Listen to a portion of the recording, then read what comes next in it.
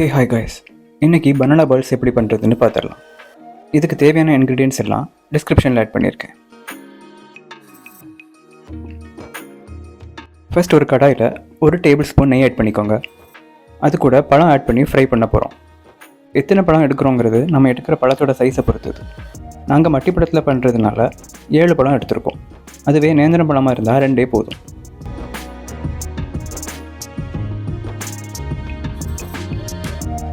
பழத்தை ஃப்ரை பண்ணுறப்போவே கரண்டியை வச்சு நல்லா மேஷ் பண்ணி விட்டுக்கோங்க.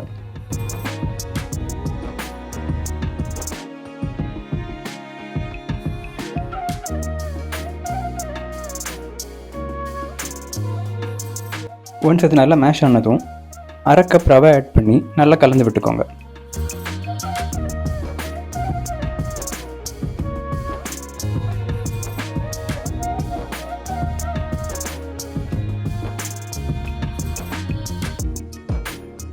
அடுத்து 1/2 கப் காய்ச்சின பாலை ஆட் பண்ணிக்கலாம்.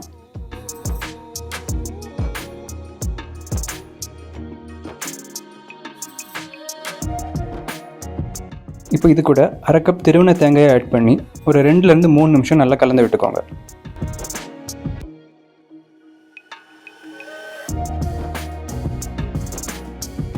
அடுத்து 3 டீஸ்பூன் சுகர் ஆட் பண்ணிக்கலாம். ஆல்ரெடி பழத்தில் ஸ்வீட்னஸ் இருக்கிறதுனால 3 டீஸ்பூனே கரெக்டாக இருக்கும்.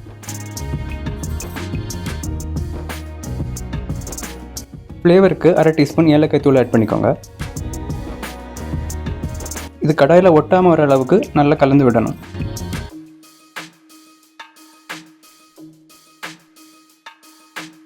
அப்படி ஒட்டாமல் வந்ததும் ஸ்டவ் ஆஃப் பண்ணி அதை கூல் பண்ணி வச்சுருங்க. கூல் ஆனதும் அதை சின்ன சின்ன பால்ஸாக உருட்டி எடுத்துக்கோங்க.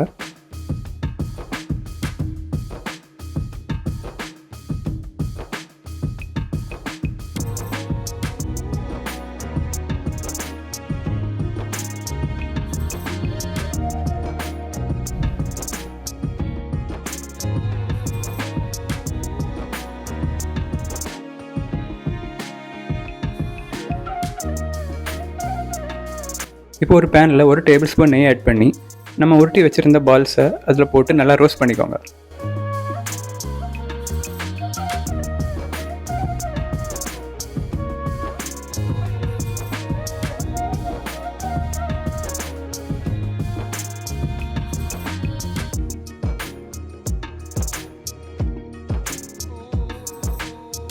பால்ஸோட சைட்ஸ் செவக்கிற அளவுக்கு ரோஸ்ட் பண்ணால் போதும்.